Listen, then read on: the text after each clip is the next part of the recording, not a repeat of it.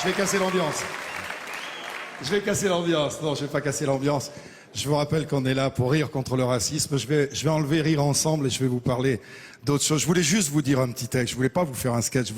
Je voulais vous dire un petit texte. Il y a 30 ans de ça, j'avais écrit un texte sur l'adoption pour mon papa spirituel qui s'appelait Frédéric Dard, qui était allé chercher un enfant très très très loin. Puis il y a 3 ans, j'ai vécu ça. J'ai adopté une petite fille. Alors ce petit texte qui est très très court, hein, je voulais juste vous le dire en espérant qu'il va résonner dans le cœur de ceux qui ont envie que des enfants d'ailleurs viennent habiter ici, en vous rappelant que... Je vous le dirai après, tiens. En vous rappelant que français, c'est pas une couleur. Ça, c'est très important.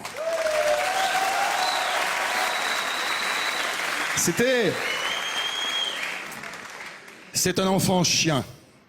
Un enfant de poubelle, un petit presque rien, un mauvais coup du ciel. Il était né là-bas, loin, dans des pays vieux, enfin, presque à 2 pas, pour un cœur de 7 lieues. Moi, je me suis battu pour avoir ce mendiant. J'ai signé des papiers pour qu'il porte mon nom. Le voilà qui arrive, tout tordu, tout tremblant. C'est un enfant qui naît du ventre d'un avion. Et les vitres d'Orly se sont faites brouillard. Je pleure pour un petit que je ne connais pas, qu'importe sa couleur. Qu'importe son histoire, moi, je m'habituerai à son prénom bizarre.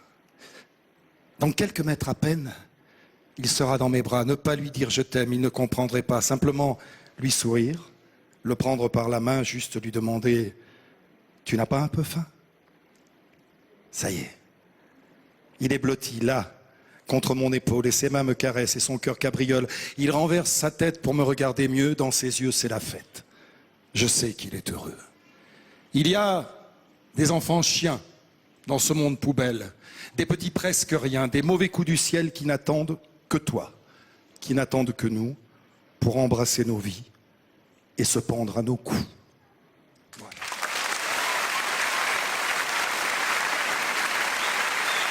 Monsieur Patrick Sébastien. Ah, le voilà.